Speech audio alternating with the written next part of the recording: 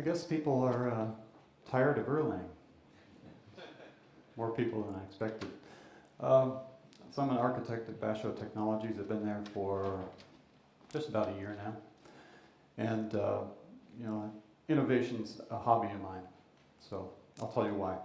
According to the trade press, blogs, Twitter, all the media, every company out there is innovative. Every company describes itself as being highly innovative, doing lots of innovation. And every technology they develop, every product they develop is described as being disruptive. How many of you have heard these terms? Over and over and over? Yeah. Innovation and disruption. They're kind of overused, kind of cliches at this point. So they haven't lost their meaning, but they're sort of in danger of losing their actual meaning. I've been a developer for 28 years now. And over my years of doing that, I was always bothered by certain things. I was bothered by, why I was building this nice technology, like Corba, for example, why something inferior would be deemed better than something I thought was technically superior, why it would win in the marketplace. I was bothered by managers not appreciating the ideas that my colleagues and I would have for products or product features. And I was bothered by just the arguments that developers have, especially on Usenet back in the day, today on sites like Reddit, programming.reddit, where they're arguing about technologies, they're arguing about approaches, and it just goes on and on. Sometimes it gets kind of hateful almost, personal attacks and stuff like that. And I was always bothered by why can they argue so much, or we argue so much. Have any of you ever been bothered by any of this stuff? Come to the self-help group? Let's see, it was 2004. I was attending a Worldwide Web Conference in Budapest. And the CEO of the company I worked for at that time was Iona Technologies. Talk about Iona a little bit later, but the CEO called me up and said, "Steve, I have some bad news. Your job is no longer, we don't have a job for you anymore." Or what did he say? We don't need your job anymore. And I said, "Well, could you at least let me go back to the States, because I'm in Hungary." I was just joking, of course. But he said, "The good news is we have a different job for you." The different job was head of innovation. And I was like, okay, I've never done anything like that before. I'm not a business person. I'm not a product manager. I'm a developer. But if that's the job, sounds interesting, I'll try to do it. So what I thought was innovation really turned out not to be what innovation really is all about.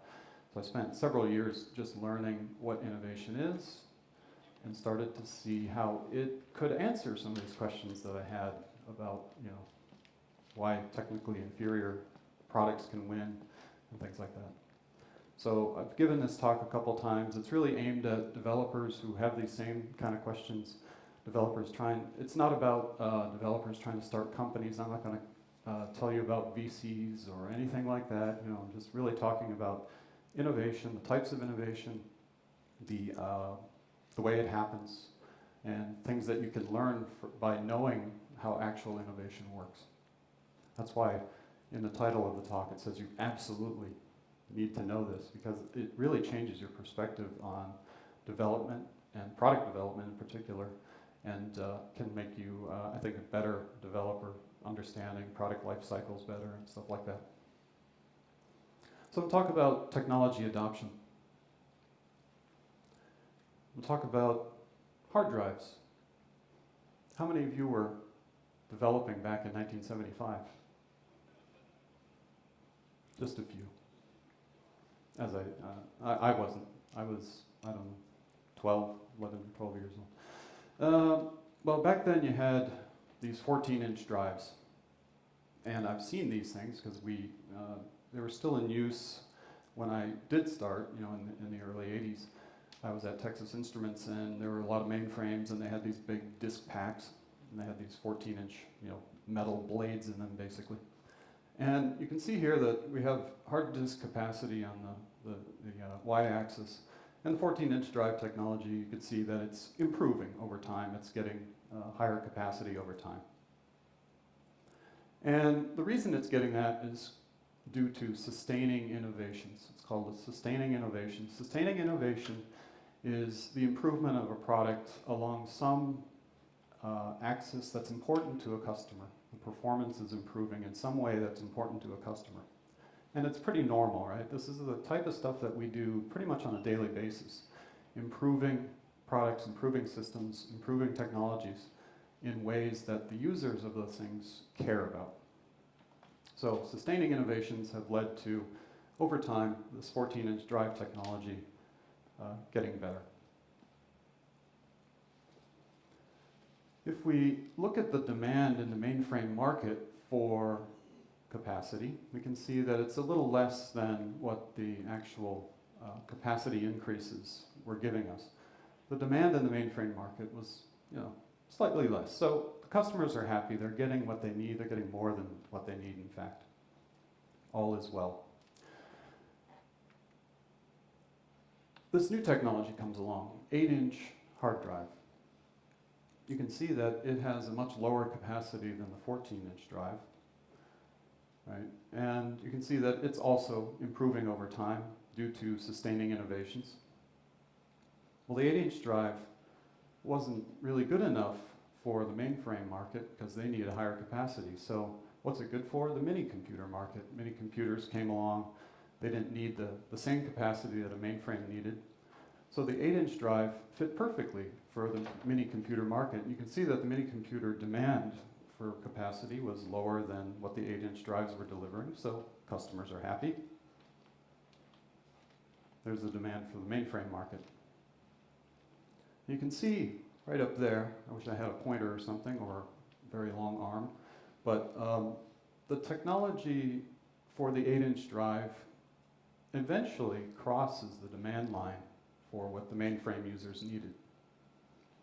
Down here, back in the late 70s, the mainframe users are completely ignoring this 8-inch drive, as were the mainframe disk manufacturers. They'd look at the 8-inch drive and say, who cares? Look at the capacity on that thing, it's crap, right? I can't use that. But over time it improves through sustaining innovation. It reaches a point in, say 10 years later, in the late 80s, where it actually does fit the demand in the mainframe market. And that is disruption. That's disruptive technology at that point. At that point, customers could then look at the 8-inch drives, which were more reliable, cheaper, and get their demands satisfied by this technology. So why do you need a 14-inch drive anymore? I'd heard stories, I don't know, maybe some of you guys who had used these can tell me, but I've heard stories from people who actually use the 14-inch drives that sometimes they would break apart and the disk would actually fly out of the housing and embed itself in the wall. Who wants a 14-inch metal disk flying at you in your data center, right? So 8-inch drive probably hurts less. You at least got that, right? So when you hear someone talk about disruption, they use it today in a way that's really a lot different than what I just described. They use it in a way that's more like, somebody has a market and somebody else went into the market as well, like their competitors. But that's not really what disruption is about. And if we continue to look through time, the 5.25-inch drive came out. And again, it's way down here in terms of capacity compared to the 8-inch drive. The mini computer market couldn't use a 5.25-inch drive to begin with. But this new market, PC market, right, the personal computer market, could certainly use it and did use it. And you see that same kind of curve of sustaining innovation, taking care of that market, and then eventually crossing over, disrupting the 8-inch drive market. The manufacturers of these 14-inch drives, 8-inch drives, they didn't really pay attention to these things. Like I said earlier, if you're a 14-inch drive manufacturer, or a manufacturer of 14-inch drives, I guess would be more proper, you're not going to look at the 8-inch drive and say, look, That's worse. We should build those, right? There's no point. Your customers don't want it. You build the 14-inch drive. Well, until that 8-inch drive comes along and starts stealing your customers. Then you go, oh, what do I do now? I'm going to try to build an 8-inch drive. Well, you can't because you haven't practiced building an 8-inch drive, and you go out of business. So these manufacturers actually went out of business. 14-inch drive manufacturers went out of business. 8-inch drive manufacturers went out of business. And you could continue through 3.5-inch drives, 1.8-inch drives, etc. And you see this pattern as you look through this market of hard disk drives. See the pattern over and over of people missing these disruptions, and their business ends due to that. It's not just in the hard disk market or whatever. There's other industries that have the same pattern. How many of you have heard of this book? How many of you have actually read this book? Very few. If you do nothing else, so you know what TLDR, too long didn't read? How about TLDL, too long didn't listen? If you do nothing else today from this talk, or get nothing else from this talk, you should go read this book. You will learn a tremendous amount. You'll learn all about what I just described. The use case I just described comes from the book.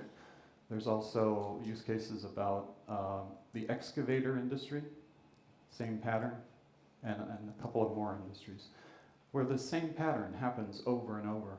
And the author of this book is a guy named Clayton Christensen. He's at Harvard University. He's been looking at innovation for years and years, and this book was quite a seminal piece of work because it put this framework around, innovation, how companies can use it, how innovation destroys companies, and how you can win if you understand that. So if we run through this again, this is how this all works. So some technology gains traction with some customers. I'm going to describe later the types of customers that typically would help any technology start to gain traction, but we'll get into that. The sustaining innovations then allow the technology to meet and continue to meet customer demands. Some new technology comes along. It's inferior to the current technology, but it's targeting a different market segment. That comes along, and the incumbents, the people producing the incumbent technology, they initially ignore this technology because it's inferior. It's not in a market they're serving. It's not as good as the technology they have, so they just ignore it. This inferior technology moves, it's called moving up market. It moves up market because it too is going through this period of sustaining innovation. It's improving along lines that customers care about. And the reason it moves up market is it's when those lines cross. It improves enough to then go into another market where it was initially not good enough. Right? It wasn't good enough, it's inferior, but through sustaining innovation becomes good enough and then starts to serve the other market.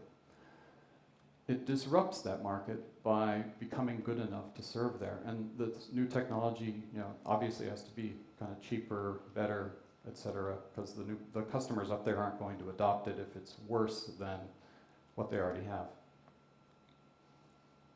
The incumbent sees this process happening, and they just say, I don't really care because the top customers that I have in my market are still buying my stuff, and they're the ones I really care about. They pay top dollar for what I give them. So you know what? That lower end of the market, it's not profitable, so I'm just going to let the new technology have that, and I will focus on this high end of my market, and that's where all the money is. But the problem is that the disruption actually continues. It just keeps eating away at the market and basically starts forcing the incumbent into higher and higher costs, a smaller segment of the customers.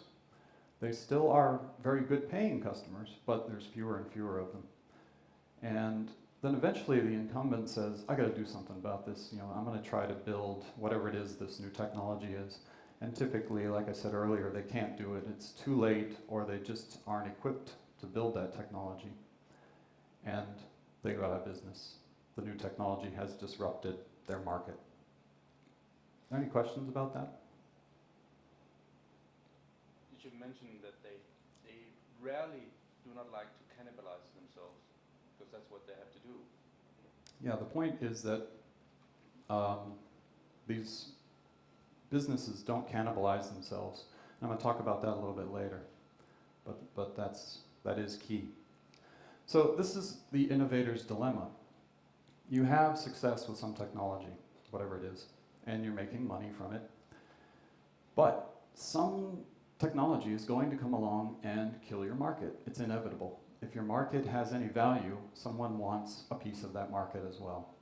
And you may not know what that technology is, but it's bound to happen.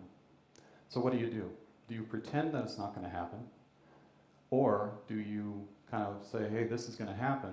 I'm going to make it happen. I'm going to cannibalize myself. I'm going to destroy my own market. If you destroy your market, that's probably better than somebody else destroying it. So it's a tough call, right? That's the dilemma. I want to run through some examples from my career. What I did is kind of thought back to all the projects I've been on and thought about the reasons that they succeeded or failed. The reasons I thought, I should say. The reasons I thought initially that they succeeded or failed when they occurred. I went back to those, now armed with this knowledge, and started thinking about these projects and products, and then realized that knowing what I now knew about innovation and how markets work, that the reasons I thought things failed or succeeded were completely off, because I thought about it in terms of technology. I thought about it in terms of, we used this programming language versus that one, and so it was better quality, and it doesn't usually work that way. It doesn't matter. So how many of you have heard of Apollo computer? Ah, that's more than usual. Of course, everyone's heard of Sun Microsystems. Yeah. I was at Apollo Computer from, 1987 until 1989. They invented the engineering workstation. So the mini computer came along, the personal computer had come along, the engineering workstation was kind of in between those two. It was a very powerful machine for its time, but it was typically a desktop or kind of sat to the side of your desk. But it was a very powerful computer meant for a single user. The technology that Apollo had was unbelievable. I think there's things that Apollo did back in the 80s that still have not been equaled in the technologies you have today. The networking was amazing. I could sit at my desk in Massachusetts and access file systems on machines up in New Hampshire that were 60 miles away, as if, obviously there's some latency there, but there was no weird kind of mounting, there was no need to think about the fact that that thing was up there. It was just a unified file system across the network. There were customers like Boeing that did all their kind of airplane designs using Apollo computers. I was at Texas Instruments before Apollo, and everything we did, I was working in chips. I was a hardware guy to start with. All the chip design that we did was either done on a proprietary Texas Instruments system or on Apollo. The verification of chips was done on mainframes, but then they started to move that onto the Apollo systems. Right, so very powerful customers, very rich customers. Apollo had a pretty good market. Sun started kind of at the lower end of the workstation market. Once Apollo was gone, by the way, they tried to revise history and say that they invented the engineering workstation, but I was there and I can tell you they didn't. But what they did is they used standard technologies. They had Berkeley Unix, they had TCP/IP, which was a standard at that point, but was only then becoming deployed widely. Whereas Apollo had proprietary technologies. They had their own operating system based on the ideas in Multics. They had their own network. It was a token ring network. No Ethernet. Ethernet kind of came later, but the technology that Sun had was inferior, and even the looks of their machines were, they just didn't look very good, right? Apollos were really cool looking. Sun boxes were just these little things, what could you do with one of those? But Sun started targeting these kind of lower end customers in the workstation market that really weren't profitable to Apollo. Apollo had a big installation at University of Michigan, but I don't know that they were real big in colleges, universities, whereas Sun was really widely used in that area, for example. And I was going to make a slide that explained all this stuff, but I just said Sun disrupted Apollo. The story basically goes that as Sun kind of came into the low end of the market, they took out customers, and Apollo was forced to move higher and higher up the value chain, focusing on their top customers and ceding the market to Sun, basically saying, well, you can have those customers anyway, we don't make any money from them. And but Sun's technology kept improving and improving. At the same time, though, the industry was starting to build more networked systems, and they needed standards for doing that. TCP/IP was coming along, and people were using it. The internet was growing, and Sun had that, and Apollo didn't. So when you went to buy a system, you went to Sun and just plugged it in, and it kind of worked. It worked with whatever else you had, kind of. But with Apollo, you had no chance of that because it was proprietary networking. Apollo tried to react, finally. They put in their own low-end kind of workstations. Still look better than the Sun boxes, but looks aren't everything, right? They were mildly successful, but it was too late. In 1989, Hewlett-Packard bought Apollo for their technology, not for keeping their product lines alive. They really wanted the people and the technology. And within just a couple of years, I think Apollo was pretty much, people still used it for another decade or so, but they were pretty much done. There is one thing left of Apollo that maybe you don't know about, but everyone writes URLs every day, and you Windows users use these, I think they're called UNC path names.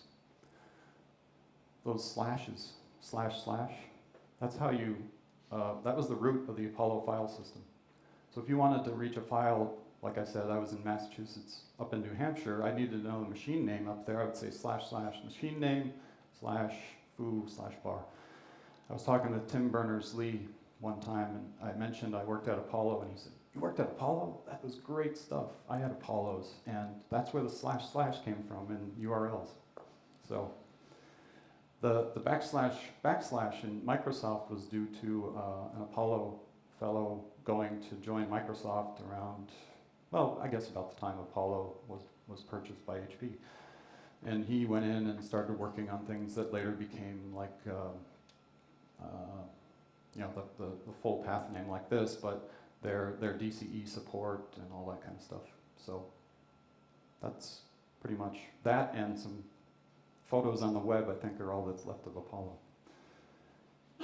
Another example from my career was Orbix versus Orbicus, and this gets into Corba. I worked for Iona, and Orbix was a product of Iona Technologies. Iona was one of the, maybe the most successful Irish software companies. And Orbix was this enterprise-grade ORB, object request broker, and it was expensive. This was kind of before the days of open source really taking root as it has done today. But then along comes this company called Object Oriented Concepts, OOC, and they had an orb called Orbicus, which is kind of a cool name. It was an open source orb, so by this time, this is like the late 90s, open source was taking root. Of course, Erlang was open source in 1998. And Orbicus was inferior to Orbix initially. It didn't have as many features, it didn't have all the bells and whistles that our Iona's most demanding customers needed. It was free for non-commercial use, and there was a small license fee for commercial use. Now this is, obviously you could think OOC is going to disrupt Iona. I see it coming. Corba was fairly popular back then. That's around the time I published my book. I actually co-wrote the book with a guy who later worked at OOC. A lot of people wanted to use it, especially in academia, wanted to use Corba, but they didn't want to go license a product from us. They couldn't afford to, basically couldn't afford to do that. So Orbicus really appealed to them, and they started using it. Of course, they wanted all the features that other users had, so Orbicus started to improve. And you could see where Orbicus could take over and disrupt the market. But what happened was Iona, we noticed that OOC was coming along and starting to take away the lower end of the market. And what we did is we bought OOC. And what we did next was extremely important, which is why it's underlined. We just left it alone. We said, keep doing what you're doing. Leave the engineers in place, basically give them product managers, and give them a market. That low end of the market that you addressed so well, keep doing that. And both orbs continued in parallel. And we were getting profits from both ends of the market. And that's unusual. So this is a success story. When we talked about cannibalizing your own market, that's a good example of semi-cannibalizing your own market. Bringing something else in because it's kind of a threat. You make your enemies closer, right? You bring your enemy in, now your friend, and you have both ends of the market. There's this concept of over-serving. You have these sustaining innovations that are improving your technologies and products, and it gets to the point where you have so many features and things that your customers just don't need it all. And those customers become ripe for helping disruption take place, because they're looking at what you have and they're saying, I'm paying for all this stuff in this thing, but I only need this much. I wonder if there's something else around that only has this much. And they start to look at these, so-called inferior products that, don't have all those features. So you think of digital cameras and smartphones with cameras. Initially, you'd have your digital camera in your phone, and someone sticks a camera in the phone, and then you take a picture and go, junk, I don't like that. But, that improves over time, and it kind of disrupts the digital camera market. Now, there's still digital cameras, obviously, but they tend to be high-end, addressing those high-end customers willing to pay for that technology. But most people are served quite well with the camera on the phone. They're overserved by the digital camera. Another thing to think about is non-consumption. So you have two markets, X and Y. And you could have disruptive technology that's eventually going to take over market X, but it starts in market Y. It addresses the fact that there are people that are not using the technology in market X. They're just not consuming that technology. So it gets a start in a market where the initial technology isn't taking place or isn't taking root. It then moves up market eventually through sustaining innovations and takes over another market. And we saw that earlier with the disk drive. So those two concepts of over-serving and non-consumption are important when you start thinking about innovation and sustaining versus disruption. Another example from my career, this is what I work on now, is at Basho we have the React database, which is a NoSQL database. And so you think of relational databases versus NoSQL databases. Of course, relational databases are very popular, very capable. They're not really going to go away anytime soon. They've been used for years and years and years. And they provide certain guarantees for data storage. And no, they really do. I know you dropped it. I'm not lying. I think those of you who use these databases know that some of them are quite expensive.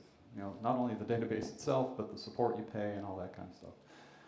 NoSQL databases, on the other hand, are really about choice. The relational model gives you certain range of freedom, but there's a lot of applications out there that just can't work with a relational model. And the NoSQL models give them the choices they need, not only in terms of modeling their data, but in terms of scalability, availability, trade-offs. The NoSQL systems also tend to be a lot less expensive. So is NoSQL disrupting the relational market? Well, in May of 2011, a year ago, Oracle published a white paper that was entitled Debunking the NoSQL Myth. In October, you couldn't get that paper anymore because Oracle had added NoSQL features to their product. They had a new product line of NoSQL database, basically. They took a product they had and sort of added some features and then repurposed it to become a NoSQL database. That's typically a sign that some sort of disruption is taking place. Think of a beachhead. You're going to land in a market and you're going to take over, invade that market. So some of the beachheads that NoSQL currently has, they're being used in applications where the relational model doesn't fit. So that's non-consumption. Someone's not using relational. They're a target for NoSQL. The low-end customers don't need all the bells and whistles, and especially the price tag of these high-end relational systems, so they turn to NoSQL and they make it work. And then, like I said, these relational products are reacting by sticking NoSQL features, or trying to anyway, sticking NoSQL features into their databases. Obviously, NoSQL systems will continue to advance. You could think of them as inferior if you're a relational programmer, SQL guy, right? You look at something like React and go, whoa, that doesn't do what I need. That's no good. You think of it as inferior, but these inferior systems, as we've seen all along in disk drives and steam shovels and every other industry, they get better and better. So there could be disruption that occurs at that point. I'll talk about technology adoption life cycle. How many of you have seen this kind of graph before? It's not too surprising. I mean, basically you have some technology that starts out with, well, I guess one user would be hopefully the person that developed it, and it increases over time, and then eventually, kind of wanes. You can categorize the users along this timeline. You start on the far end there with innovators. These are people who look for new technologies, who's looking to take advantage of new technologies. They want to gain the upper hand and get maybe a first mover advantage, which is very real, using a technology to solve some problem that currently isn't solved very well. These are the kind of people that are the disruptors, basically. Then you have early adopters. They're like the innovators, but these people are a lot more, they're going to really make things happen. The innovators maybe tend to be the kinds of people that go, oh, look, something shiny, and they'll go play with it and say, this is great, but then 5 minutes later, they're onto something new. Where the early adopters are really more pragmatic. They're going to look at it and go, yeah, I could really make use of this. Then you have this majority in the middle.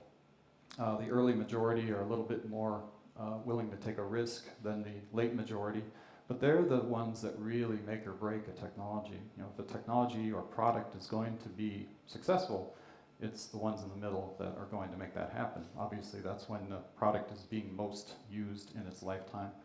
So those are the people that are going to give you money, basically. And then you have laggards, people that are risk averse. They don't want to use the technology until it's been proven and all the bugs are worked out, and they're looking for support. They're looking for kind of hand-holding.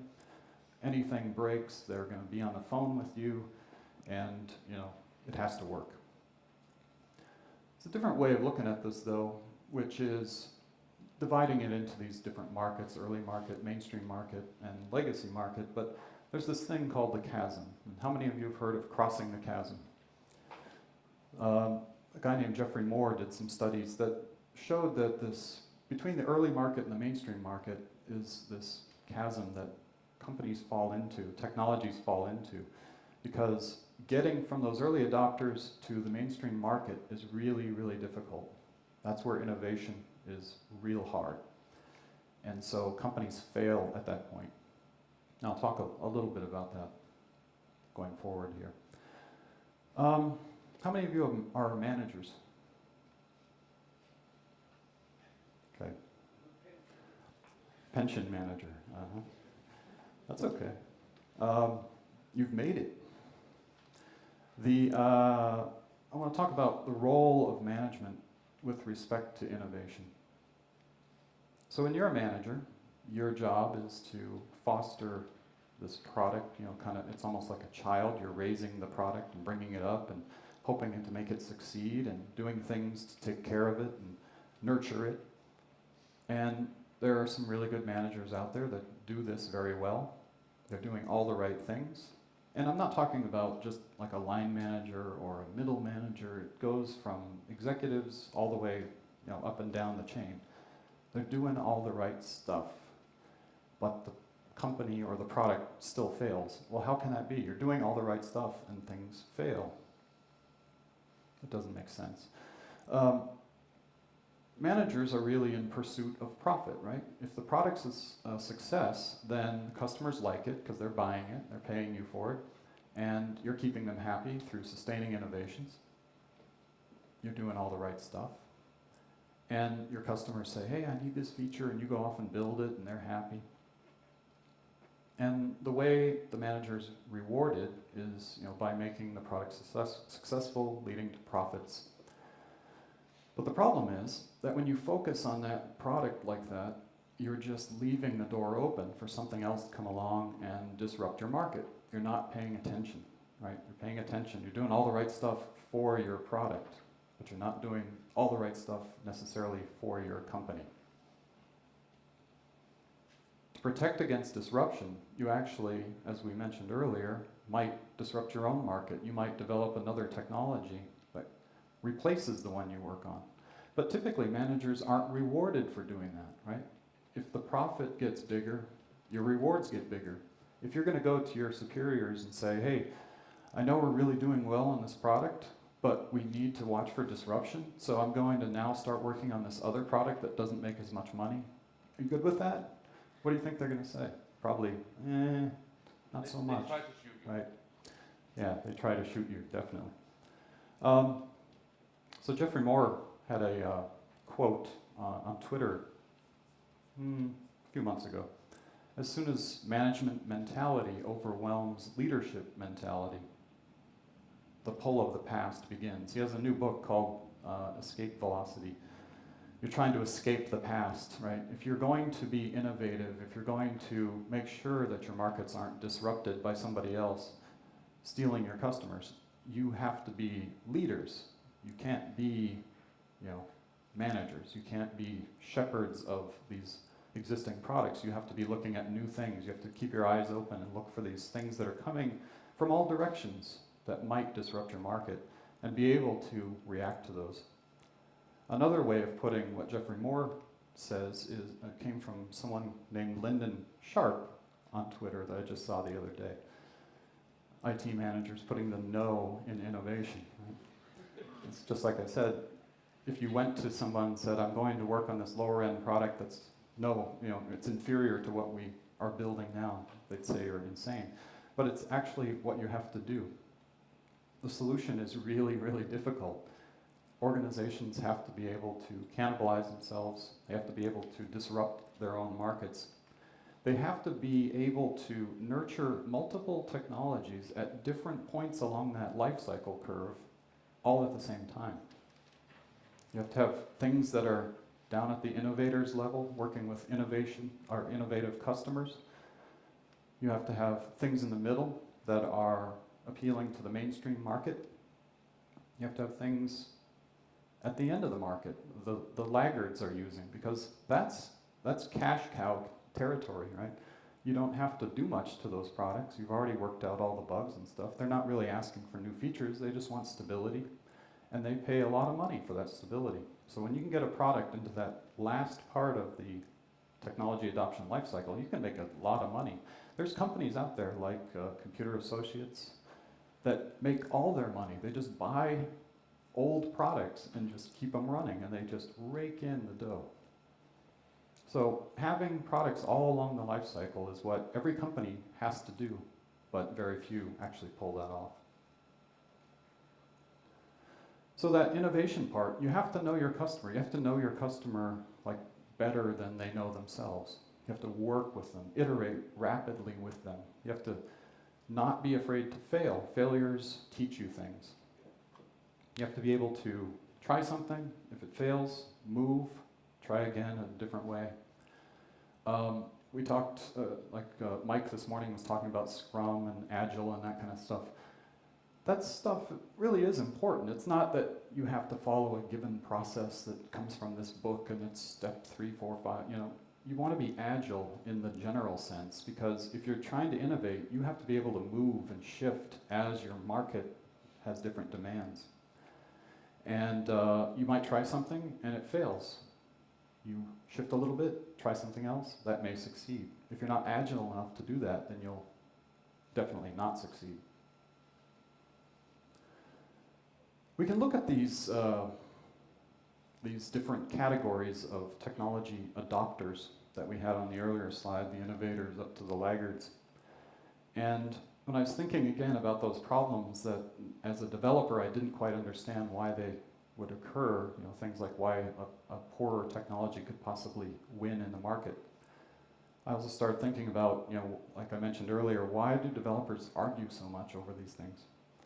And it finally kind of dawned on me that usually what those arguments are, let's say, an early adopter is arguing with someone from the early majority. They just have a different perspective on the technology. They're never going to agree because they have this different kind of context for how they're going to use that technology. They have a different risk-taking level. Right? So you can get someone arguing for, say, Erlang.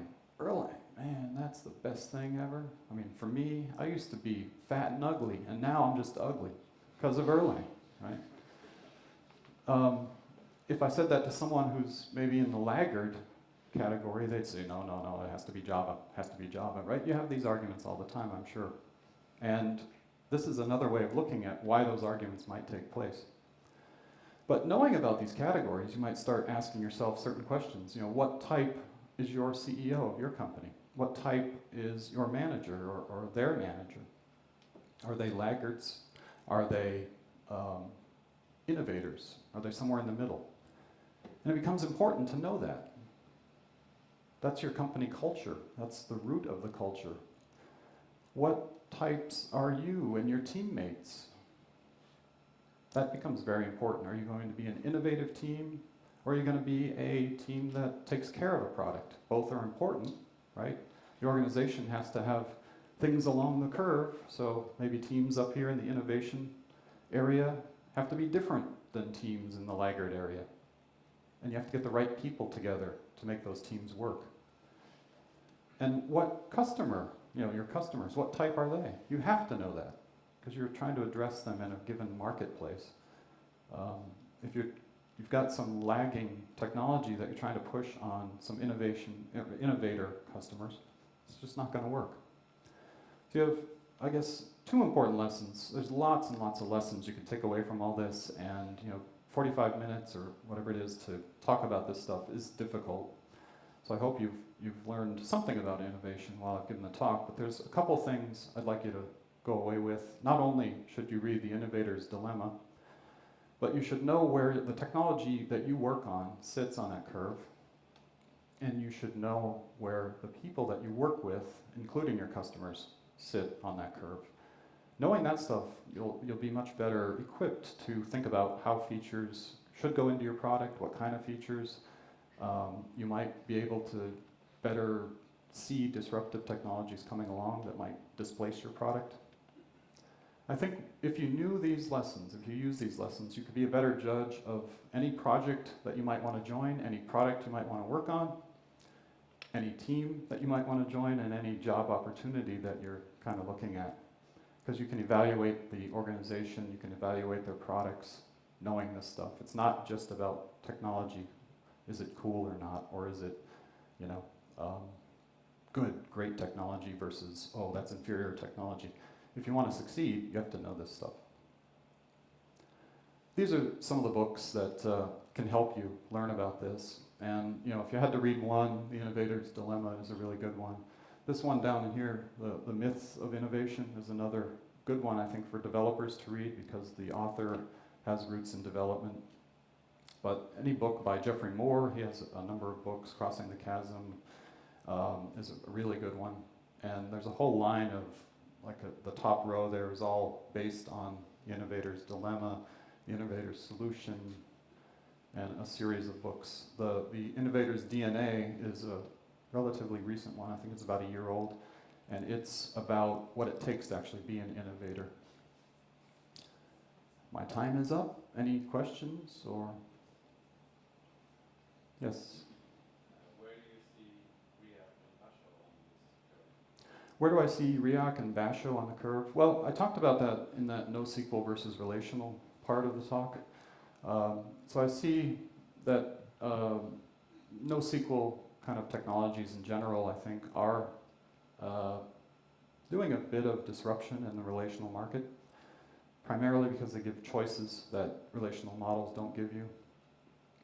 We have customers with React that are doing extremely high-scale types of systems that just wouldn't work under a relational model, and the availability things that they need, you know, the availability guarantees, just wouldn't, it'd be very hard to do with a different technology. So I think React and some of its brethren, you know, other NoSQL databases are starting to serve customers that are either overserved or not consuming relational technology.